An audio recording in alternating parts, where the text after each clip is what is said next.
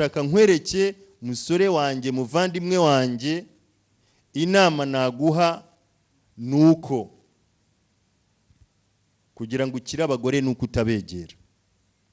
Nta wundi muti uhari, nta imani yabagukiza, nta n'ikindi cyabagukiza, nuko bareba ukajya ubatinya nk'uko utinya amashanyarazi.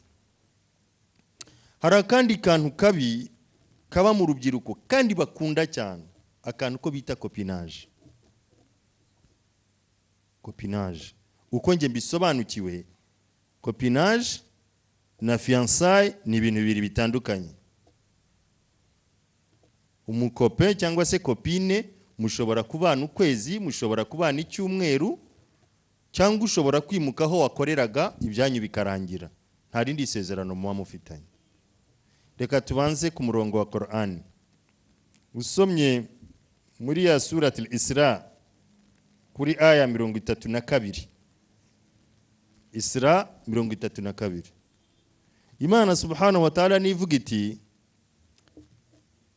wala taqrabu zina innaha kana fahishatan wa sa'a sabila, kandi ntimuzegere ubusambanyi kubera yuko ari umwanda. Wacyumvise icyo? Wa sa'a sabila, akaba ari n'inzira mbi. Imana iravuze ngo ntimuzasambane, hoya, ahubwo iravuze ngo ntimuzegere. Reka no kwegera tuze tubishake. Muri hadith ya Rasul sallallahu alaihi wasallam yakiriwe na Abi Huraira radiyallahu anhu, niwe yavuze ngo hari ubusambanyi bugeze ku bintu bitandatu abantu benshi badashobora kwirinda. Ibi bintu bitandatu tugiye kuvuga ni biranga indaya. Umuntu wese ubifite burya abafite 90% cyangwa hejuru yaho byo kuba yagwa mu buraya. Rasul sallallahu alaihi wasallam yaravuze ati cyambere ni ijisho. Tugende kuri izo ntambwe intumwa y'Imana yavuze. Yaravuze ati cyambere ni ijisho.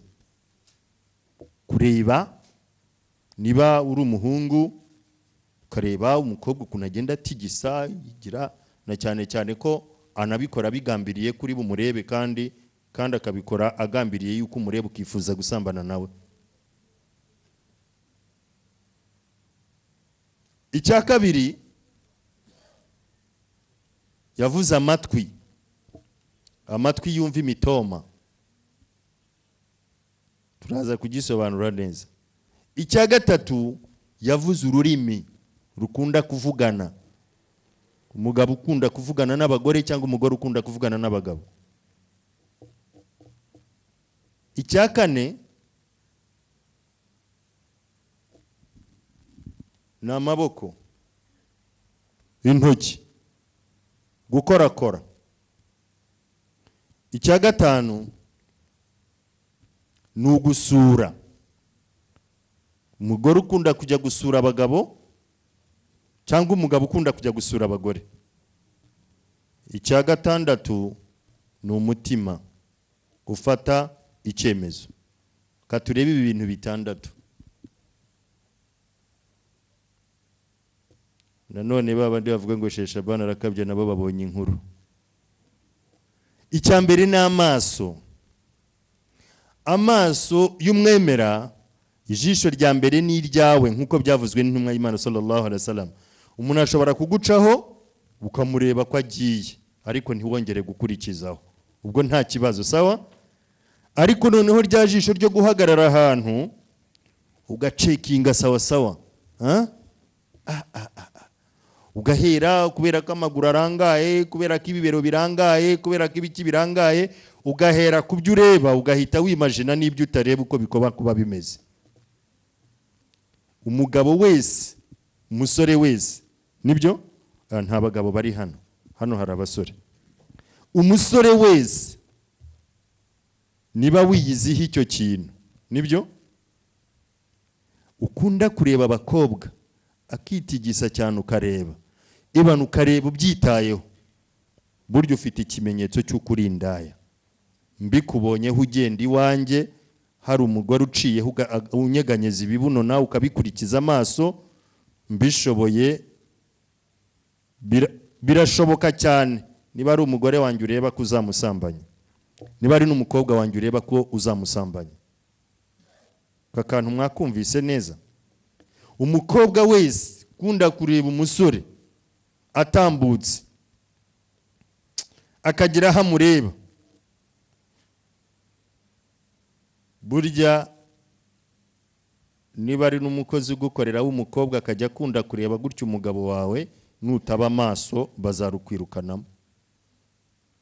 Naba ari n'umukobwa wiga acumbitsi wawe agakunda kureba umugabo ageza kure, nutarya uri menge, kandi bijya biba ku bantu. Ni kangahe se umukobwa azakarara bushyitsi, ejo nejo bundi ugasanga umugore nyururugo barumwirukanyemo, wa undi wari umukozi arusigayemo, cyangwa wa undi wari umucumbitsi arusigayemo, cyangwa wa undi wari wazanye ngo ni inshuti yawe akahasigara. Nge haraho nabibonye.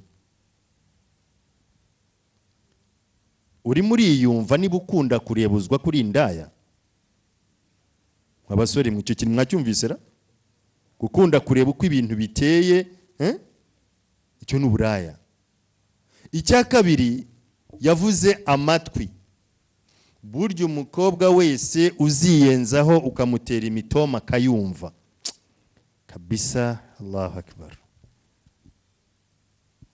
Wowe mpamya kuri mu bagore ba mbere ku isi. Hari igihe nkureba, hari arakabanyamurenge nari narafashe nkuye kuri radio, akareba umukobwa w'inshuti ye akamubwira tuko ngukunda, uwakugira ubwatsi nanjye akagira inka maze nkakurisha, kubera ukuntu aba yamukunze. N'andi magambo akomeye cyane.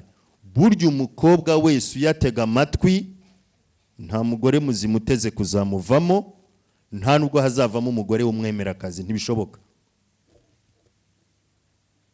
Umwemerakazi nta mwanya afite w'ayo magambo. Ururimi gufungura kuvugana. Umukobwa wese uzatanga amahirwe, reka mvuge umukobwa, iyo haba abagore mba mvuze ngo umugore, ariko nta bagore bahari, hari abakobwa gusa. Oya, ntabo ndeba, ni abakobwa bahari.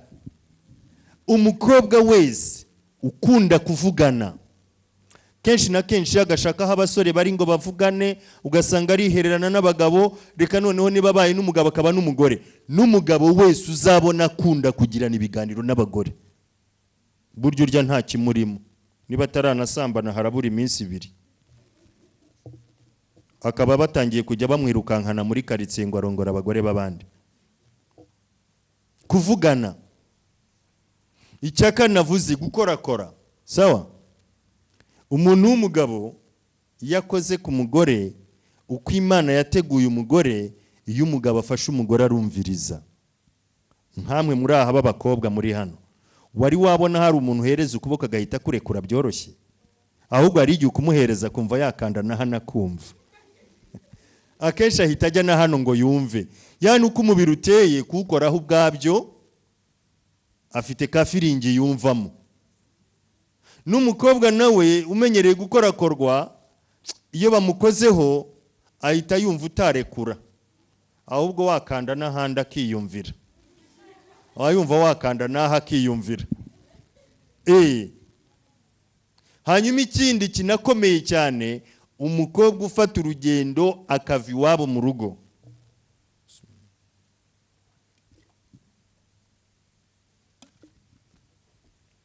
Akava iwabo mu rugo akajya gusura umusore. Umugore uzafata urugendo akava iwe mu rugo akajya gusura umugabo cyangwa umusore, ntabwo twahamya ngo basambanye, ariko baguye mu bwikekwe. Nkuko intumwa y'Imana sallallahu alaihi wasallam yavuze iti, man waqa'a fi shubuhat waqa'a fil haram. Umuntu wese waguye mu rwikekwe aba yamaze kugwa mu ki? Muri haram. Hanyuma umutima ni ufata icyemezo cya nyuma. Bivuga ngo umutima ni ufata icyemezo ngo kama mbaya. Bakubwira ngo hari sida, ukavuga uti bwana inyundo ipfira ku musumari. Hari n'abandi bakubwira ngo buryo uzarebe isazigwa ku gisebe. Uko nkunda abagore nge sinabareka, kabone niyo nakwicwa na sida. Aya yakubwiye ngo ntiwegere, sawa? Wamaze kumva ibyo bimenyetso bitandatu. Niba ukunda kureba, ufite ikimenyetso cy'uko uzaba indaya, niba utaranayiba, niba ukunda kumva iby'igitsina mutandukanye kivuga biganisha ku mitereto, niba utaranabayo ariko uri mu nzira, niba ukunda kuvugisha igitsina mutandukanye, niba utaranasambana uzasambana, niba ukunda gusura igitsina mutandukanye, niba utaranasambana uzasambana, niba ukunda no kwihererana. Wumvise igitsina kivuzwe muri ibyo bimenyetso bikoreshwa mu busambanyi? Hari icyo wumvise? Igitsina cyo gikoreshwa mu gutera kashe gusa. Bishobora rero kumbwira abakobwa ubwira akakubwira ngo yango kuvugana siko kubikora, gusurana nta kibazo, akaguha impamvu nyinshi cyane, nyamara akayoberwa yuko imibiri yikoresha. Ubona iri tara kugira ngo ryake, buriya rifite insinga ebyiri, rumwe rurimo umuriro, urumwe ruba ruri positive n'undi ruri negative, sawa? Iyo zihuye zitanga iki? Urumuri. Nawe ugiye guhuza insinga ebyiri ngo ntizigire icyo zitanga, mwaba murwaye? Mwaba murwaye twajya kubavuza. Nuvanga iyo uzegeranyije hari urumuri uba ushaka. Niba ushaka ko zikubitana zihita zikubitana, kakaba karabaye. Noneho nze kuri iki kintu, wamaze kumva yuko Imana yakubuje ngo ntuzegere, yani ntukavugane, ntugakorakore, ntugatega amatwi ibintu bya gutyo na gutyo byense bigenda byegeranya abantu n'abandi. Ni ukuvuga ngo iyo umukobwa n'umuhungu b'inshuti bicaranye, ndahamya ngo 100% ni umugore n'umugabo baba bari kumwe. Bajya inama ku rukundo rwabo, sawa? Bakajya inama ukuntu bazakomeza gukundana, bakajya inama ku iterambere ryabo, bakajya inama y'ibyo bagiye kumarirana. Noneho uyu mugore atunzwe n'umugabo ku buryo butazwi n'umuryango, ntacyo atamukoraho, nta na kimwe atamukoraho. Njye nganira n'urubyiruko rw'abanyeshuri, cyane cyane abo tuba turi kumwe, nabahaye ikiganiro nk'iki, noneho ngezaho nza kubabaza ntariko se koko buriya wakundana n'umuntu mudasambana? Hari umukobwa wambwiye ati se agukunze mudasambana yaba agukundiye iki? Kandi nanjye koko mpamya ko 75% iyo agukunda, urukundo ruzagera ku igufa ryarwo, ari uko musambanye, ni nabwo azumva uburyohe bumugeza aho yashaka ko bumugera, ni naho azahera gukunda. Hari umukobwa wambwiye ati se ubwo umuntu agukunze kwera utamuha, urabona yaba agukunzemo iki? Ibyo rero bituma nkora icyegeranyo kivuga ngo buri mukobwa wese wakundanye burya ni umugore. None ikibabaje ni uko ushobora kubona mu mwaka umwe yaba umugore utandukanye n'abagabo benshi. Icyo kintu niko nkibona. None se ibaze, reka turebe ingaruka ziba kuri buri ruhande. Reka duhere ku mukobwa. By'abakobwa ndabakunda cyane, niyo nshatse kujya inama, kuko n'umunyarwanda yaravuze ngo abakobwa niwo murima ugaragaza ubwone. Abahungu uko basambana kose nta gipimo wabona, ariko abakobwa uwo ari we wese n'impumyi uyibwiye uti ndebera ko uyu mukobwa ari muzima, hari aho yakora ikamenya ko uwo mukobwa yasambanye. Ntihahari se yahita ibimenya. Dore ingaruka za mbere uyu mukobwa agiye kubona. Arize muri primaire, yize ku Ntwari, muri 6e afite inshuti ye, barakundanye, copinage, relax, gusomana, gukorakorana, za karese za hatari, no gusoma ibitabo bya za Roma n'ibindi ntibari hariya ku Ntwari rwose buri wa gatandatu afite kire yo kujya kumusura bagasambana. Buri wa gatandatu ajyayo, umwe akajya hano undi agasura, barangije ku Ntwari. Sawa, aratsinze agiye kwiga Igitwe. Ageze Igitwe hari ibyo yaramenyereye karese zo kumukorakora ku mubiri n'ahandi. Bizaba ngombwa ko ashaka undi uzamwokipa muri ako gahe ari Igitwe. Arahize, yize tronkome, afite umugabo. Sawa, umugabo we niwe baba bari kumwe, niwe bagendana, niwe baganira, niyo babonye akanya nako kabazo baragakemura. Arangije tronkome Igitwe, aratsinze agiye kwiga muri Eto i Nyamata. Uriya atsinze agiye Gisenyi, undi agiye Nyamata. Ugezeyo ushatse undi mugabo. Ntubyumva izo mpamvu zose? Aba bagabo bose uyu mukobwa yashatse cyangwa uyu mugore yashatse ntabwo bangana. Sawa, kandi ubundi abahanga berekana ko umugore agira umugabo umwe mu buzima. Umugabo wangije ubusugi bwawe burya niwe mugabo wawe, niwe wa mbere wakwigishije icyo kintu. Niba biryoha, niba bibiha, niho wabyumviye. Niba ari byiza, niba ari bibi, wabyumvise burya bwa mbere. Ubu n'abagore bakuze bifuza gusubirana ubusugi ngo bongere bumve nk'ako bumvise kera, uretse ko bitashoboka. Noneho aba bantu ubonye muri aba ntago abagabo bangana. Wacyumvise icyo? Uko ubona jewe n'uyu mugabo tutanganye ibituza, burya no ku bindi bice by'umubiri ntitungana. Uko ubona tutaterura ibiro bingana, ni nako hariya hantu tutatanga umubyizi ungana.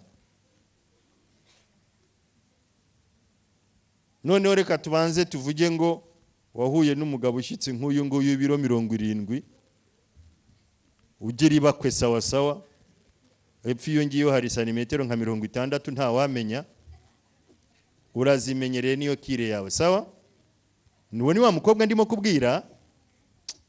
Birageze igihe muratandukanye, ufashe nundi. Noneho kera haje umuntu wibeshya ko ukiri umukobwa, arangije amashuri ye za Burayi, arangije Madina, arangije hehe, araje arubatse, ashatse ibintu byose, iba ndashaka umusiramukazi wo kubana nawe. Urabona uriya mukobwa ye, sawa sawa kabisa. Ni sheikh, ntago ari bugukora kore, aziko ari haramu. Ntago azagusaba avance, aziko ari haramu. Sawa, noneho wowe uraho ngaho, arasabye, arakoye, ubukwe burabaye, mugeze hirya iriya. Kire yawe ni santimetero 60. Mwenyezi Mungu yashyizemo mtihani, mu ikabutura ye harimo santimetero 10. Ndashaka umbwire ngo reba urukundo rw'abo bantu muri icyo gitanda barimo. Umugabo n'ukwinagaho akumva yabaye atya, ashakisha iburasirazuba ntaho, iburengerazuba ntaho, hasi hejuru ntaho. Sasa ndi muruzi ndi heye. Ikigaragara nuko akubaza niko ibaze. Nibwo wabwa mbere warongowe uhise ushyikira muri interrogatoire. Mukobwa wanjye, mukobwa wakoze ubukwe, mukobwa warongowe, iryo joro uri muri interrogatoire. Urumva nta kwicuza uri bugire, nta ngaruka uri bugire. None urarara muri interrogatoire, ebana ninde wakugize gutya ko mbona bikabije? Ninde wumva ko icyo kintu gishimishije? Nta n'umugabo ubaho utabikubaza, ntabaho. Uwo ntabaho utabikubaza. Si ikibazo? Ntagomba ko ari ikibazo wa mukobwa we. Ikindi kibazo cya kabiri, nutinda ku isoko, nutinda kwa muganga, nutinda aho wagiye, 90% ibitekerezo bye bizamubwira ko wagiye mu bagabo bawe. Kandi nuza kubwira ati wananiwe kwifata uri iwanyu, uzifata uri hano. Ibaze, urwo rugo ruzagira amahoro? Ntayo. Ni nayo mpamvu ubona umuntu ashaka kuwa gatandatu ku cyumweru agatandukana.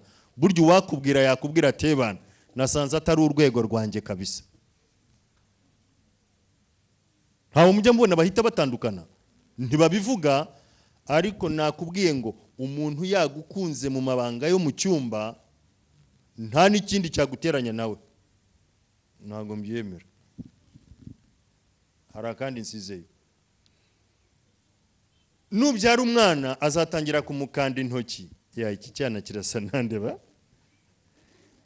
umwana ko mbona afite ibituza binini nka Sheikh Yasin. Sasa ko mbona kakana kari karekare nka Sulaiman, aho ntiyaba ari we. None yibaze, ufite umwana wabyaye uragira ngo bakubahe baguterure bishime, ariko umuntu atangiye kujya areba ashakisha se w'umwana, kubera yuko hari imvuga abanyarwanda bavuga ngo toilette iri ku nzira ntiwamenya abayitumamo.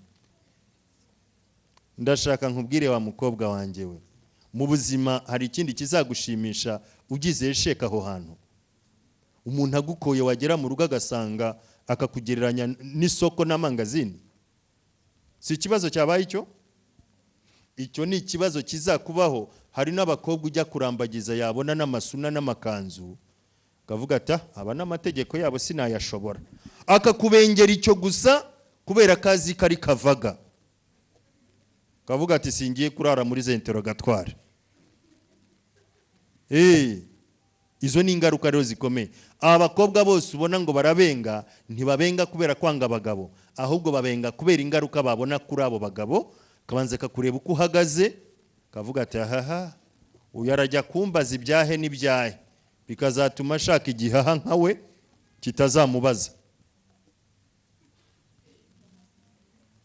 Reka turebe no ku bahungu banjye rero nabo. Aba bahungu maskini basaza batarakura.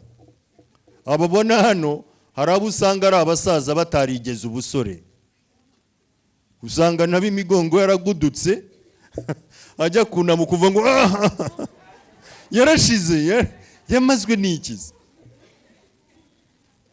yarashize, yararangiye. Noneho yanibeshya maskini ya Mungu, wamushaka avuga uti nshatse umuntu w'umusore ugiye kuma urukundo rwa sawa sawa, wagerayo ugasanga ararutwa na muzehe. Kubera iki? Urabona lastike murayizi mwikururuka. Reka tuvuge ngo wenda uyu musore nta nasambana maskini, ni ugukunda kwiganirira n'abakobwa gusa akiterera umugaryo. Reka tubivuge gutyo. Ariko uko uteye umugaryo ari akantu kareguke pfiriye, ya lastike ukajya uhora ukurura igasubira. Reka duhere ku myaka 15. Abasore bacu benshi bashaka hagati ya 30 na 35 we musore mwiza wo kurongora. Sawa? Lastike yatangiye gukururuka kuva ukiri muri primaire, ikagikururuka ikagaruka, ukongera ugakurura. Iyi lastike ntigeraho ngaho ikaba ikirere, ukajya ukururuka vidafata. Nabo rero maskini ya Mungu batangira kunywa za Viagra bakiri abana. Mu mpamvu zituma abasore banywa ibiyobyabwenge harimo n'ibyo gutara imbaraga zo kuryamana nabo batashatse. Genda bikora nk'abantu, nk'umuntu ujye bakoraho ikiganiro gikomeye n'abantu tujya tubivugana. Abantu benshi banywa za mugo kubera gushaka imbaraga z'abagore.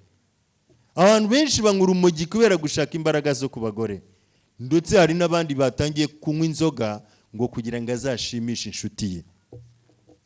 Yabitangiye afite imyaka 15, ajya ku bagore bamuruta, ajya ku bandi bantu, ajya ku bagore b'indaya badashobotse, ajya ku bakobwa babuze uburere batagira ababyeyi. Noneho tekereza abimazemo imyaka 15, ngwino umushake ngo akubere umugabo. Muzamarana iminsi ngahe? Icyambere ni igisambo. Umuntu wese b'indaya bijyana no kurya mu gasozi, kandi umuntu wamenyereye kurya mu gasozi ntiyarya mu rugo. Umuntu wamenyereye guhindura abagore ntiyanyurwa n'uw'Imana yamuhaye. Ni nayo mpamvu ujya kubona ukabona raha wazana umukozi akajya mwombokera akava ku buriri, nawe akabara muhaze agashaka kujya ku mukozi yo mu baturanyi, mpaka aragenda. Hari n'abajya kuba abagabo barongora n'abakobwa babo. Kubera iki? Kubera yuko umutima we wamaze gupanuka, nta n'imbaraga z'abagabo akigira. Yagiye ku mugore rimwe ahita muhararukwa. Reka dufate umwanzuro, nibyo? tugiye gufata umwanzuro kandi nawe ubabaje.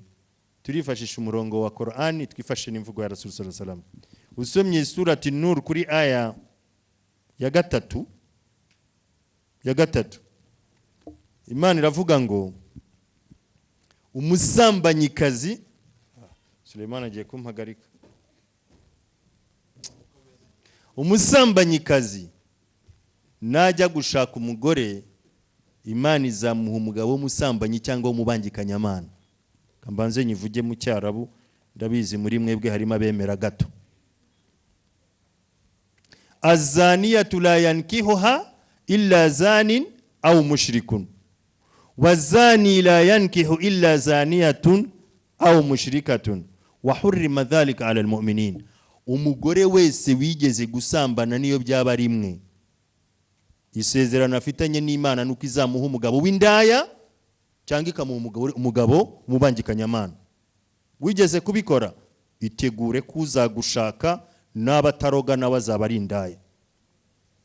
N'umusambanyi niba yarigeze gusambanaho na rimwe, najya gushaka, Imana izamuha umugore w'umusambanyikazi cyangwa w'umurozikazi. Niba uzi uko wigeze gusambana cyangwa byigeze kukubaho, burya umugore wawe arasambana niyo waba utabizi. Uko usambanya abandi keretse niba Imana yarabeshye. N'intumwa y'Imana sallallahu alaihi wasallam iravuga ngo man zana yuzna fihi walau min wara'il jidar, usambana wese nawe abe barabasambanye niyo haba ari inyuma y'urukuta. Ako kantu k'inyuma y'urukuta reka ngakora ukarebe. Umugabo avuye gusambanya umugore w'abandi, yajya ari we uwe akamukingirana, agakinga igipango agashyiraho n'imbwa ziryana, akajya akinga igipango akagendana urufunguzo.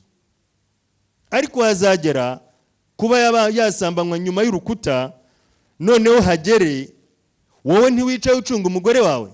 Ibi ngo byigeze kuba ku mugabo wajyaga afuhira umugore we cyane. Noneho ngo umugore akamubwira ati mugabo wanjye ngwino umperekeze hanze. Umugabo aramuherekeza, kumbe yateguye umuntu ujya kumusambanya muri toilette. Umugabo agahagarara ku muryango afashe itara, umugore arimo asambana muri toilette kandi ari byo arinda. N'iki ngiki ni ukuvuga ngo ushobora kuvuga ngo wowe urarinda uwawe, kandi burya abantu bafuha cyane birenze urugero bagakingirana abantu bagashyiraho ingufuri nyinshi. Buryo ukurikiranye wasanga nabako gatima bakagira ko konona abandi. Kavuga ngo rero usambanya abandi nawe barabasambanya niba bari inyuma y'urukuta, uri imbere aho ngaho urareba umugore uko yoza ibyombo, arimo yoza ibyombo, kumbe arunamye gutyo inyuma y'urukuta, arimo aragira ati ajya gusunduka uti naringuye, kandi inyuma y'ingi hari umuntu urimo kumushugurikira, kandi aramushugurikira nawe uraho. Hari ibintu intumwa y'Imana sallallahu alaihi wasallam yavuze, buryo unakurikiranya abantu bakuze bonona abana b'abandi, nabo uzarebe mu miryango yabo ntibaburamo ababononera abana.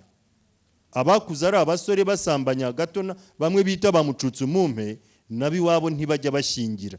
Kagera 15 ukaba gateye inda, kagera 16 bakaba baragateye, kagera kangaka bakaba barabateye. Si ajabu abateye batyo ushobora kugera iwe ugasanga yabyaye abakobwa 8 bose nta numwe yashingiye. Udatewe n'umuboya agaterwa n'umushoferi, udatewe gutyo ntabwo Imana yakurindira urugo kandi nawe wanduza ingo z'abandi.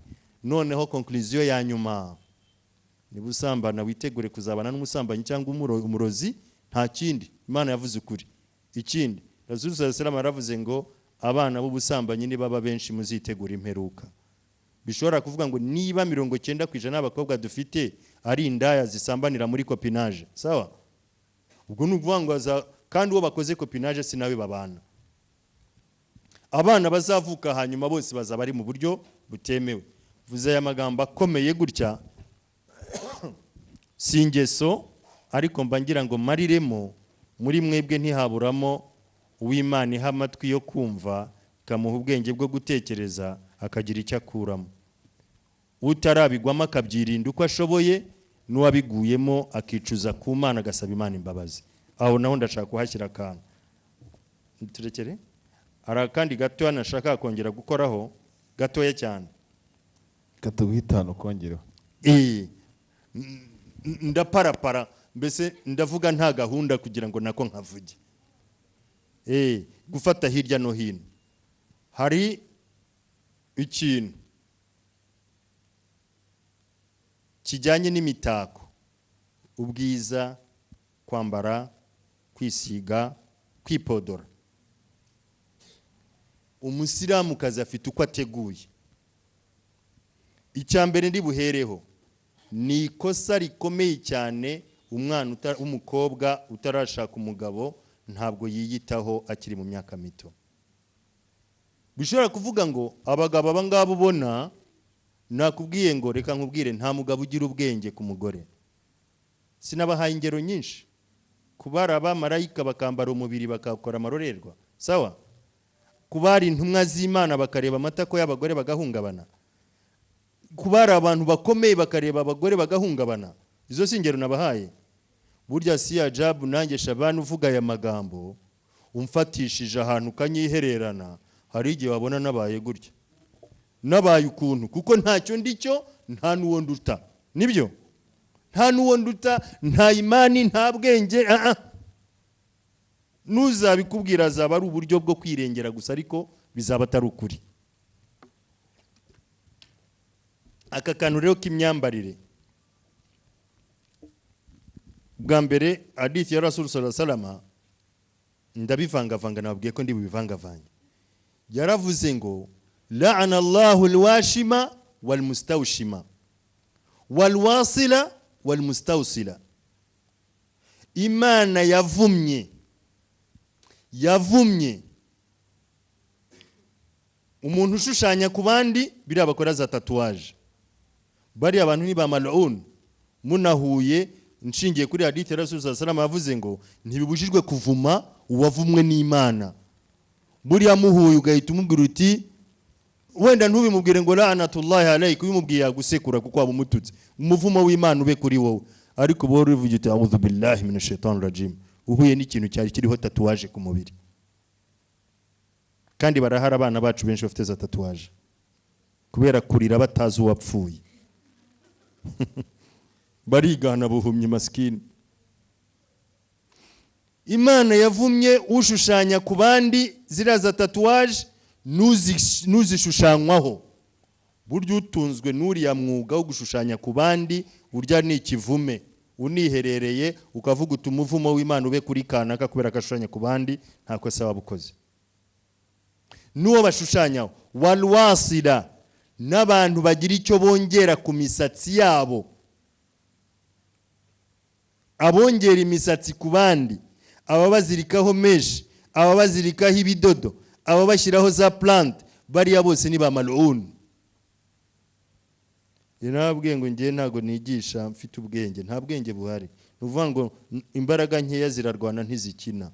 Nuguterura uko byakabaye nkabibajugunyira ngiza ngacaha nkigendera. Bariya bafunga abantu za meshi ku mutwe bisubiremo, aba bashyiraho za plante, aba bagira ibindi byari byo byose bongera ku mutwe w'abandi bantu. Bariya abantu baravumwe n'Imana. Wal mustawsila, n'abagore babikorerwa nabo baravumwe. Buryo uremereye guhura n'umugore wambaye meshi, ukareba hirya uti la'natullahi alayka, umuvumo w'Imana ube kuri wowe kivumewe, kigendera. Uremereye guhura n'umugore wambaye plante ku mutwe ukamuvuma utyo. Uremereye guhura n'umugore washize. Uko niko kuri kwa Rasul sallallahu alaihi wasallam yavuze. Sinshaka kuvuga ngo gira hikima yo guca ababyemere cyangwa ababyanye, reka mbivuge uko byakabaye. Ako si kamwe bagore bacu, bakobwa bacu. Gusa nubishobora ubirwanye, nutabishobora ujye wicira urubanza. Cyo dushinzwe wa ma alayna illa albalagh, uretse gushyikiriza ubutumwa gusa. Simpatinda niyo hadisi imwe, sawa? Nsimbuke nge n'ahandi mvuge indi. Nanone Rasul sallallahu alaihi wasallam aravuga ngo la'ana Allahu almutashabbihati birrijal fi zi. Imana yavumye umugore wambara imyenda y'abagabo, yanavumye umugabo wambara imyenda y'abagore.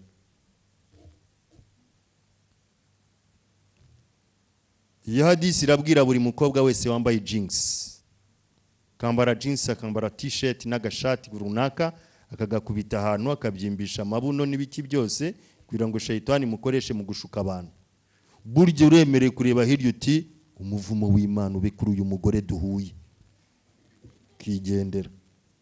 Cyangwa ukavuga buhoro mwaba mugiye guhura uti a'udhu billahi minash shaitani rajim, Mana undindi shitani duhuye. Kareba hirya. Ntabwo ipantaro ari umwenda w'abagore. Noneho tugira n'ibyago rero bikanababaza cyane, usanga koko yabyimbishije amabuno muri iyo jinx ye cyangwa muri kakora n'utundi tuntu. Kakora gafite ukuntu gavugwa muri hadisi ya Rasul sallallahu alaihi wasallam, yanavuze ko kiri mu bimenyetso bya nyuma by'imperuka, abagore bambaye batambaye. Icyo utareba ni ibara ry'umubiri, ariko ntaho butareba. N'ahari umurongo ku mubiri hari igihe ubuhabona, n'ahari agaheru wambaye kora urakabona. Ntabwo jeans ari umwambaro w'umukobwa. Kwambara jeans, kwambara t-shirt cyangwa kandi kantu kose ko gutebeza ukuntu, noneho niyo utatebeza, ntabwo jeans ari umwambaro w'abagore bacu. Jeans ni umwambaro w'abandi bantu, sinzi ko ari na society ibyemera. Ntayo. Nta n'idini ryemera ko abakobwa babambara gutyo. Hako si impushuye. Umukobwa utinya Imana n'intumwa yayo ntabwo yambara jeans na t-shirt. Ntabwo abikora ibyo. Kubera ko ntabwo ari umwambaro mwiza. Cya gatatu, nanone navuze ko ndi buhushure cyane. Iki kintu cy'abantu bitukuza bakisiga amavuta, bahindura amabara, bahindura ukundi kuntu, biriya bintu ntabwo byemewe. Kubera ko iyo uje ukareba muri surati Nisa aya kangahe 17 na 18, niho Ibilisi yavuze Imana imaze kuyirukana mu ijuru, yabanje ibwira Imana iti ntabwo aba bantu bose ubone, nzakora uko nshoboye mbayobye, nzabayobya mbategeke guhindura uko waremye. Uwo waremye ari igikara nzamuhindura umutuku, uwo waremye afite imisatsi ya karakara yabyirabura muhi y'abazungu, buri muntu wari we wese nzamuhindura. Faliyughayyirunna khalqallah, nzabategeka guhindura uko Mwenyezi Mungu yaremye. Nzabatoza gutobora imyenge aho itari iri, mbatoze kubona ko wabaremye nabi ko ari umukara bigira umutuku, mbatoze kubereka ko wabahaye imisatsi mibi bashaka indi, mpaka n'amenyo ngira ngo basigaye bayakuramo bagashyira amandi, kubera ko Allah subhanahu wa ta'ala ataremye neza. Kuri aka kantu nkongera nkavuga nti umugore yamereye kwisiga amavuta ariko atarimo amaproduit, mbanza n'abascientifique hari amavuta babujije arimo amaproduit runaka, ama hydroquinone ngira ngo, n'andi maproduit runaka atemewe. Hari andi maproduit atemewe ku bagore kubera amaproduit chimique arimo, cyane cyane amavuta yose akora imisatsi y'abagore n'uburozi scientifiquement ni haramu mu Buyisilamu. Ndakubujije, rwana na roho yawe urebe ko wagororokera Imana. Ntuzongere aya magambo mvuze nushaka kuyabwira shehe ngo ko Sheikh Shabani yatubwiye yuko kudefriza ari haramu, ko yatubwiye ko kwitukuza ari haramu, ko yatubwiye ko kwitera produit ari haramu, ko yatubwiye ko kugira. Ntuzavuge Sheikh Shabani, ahubwo uzafata umurongo Shabani yatanze uwiganeho na shehe wawe.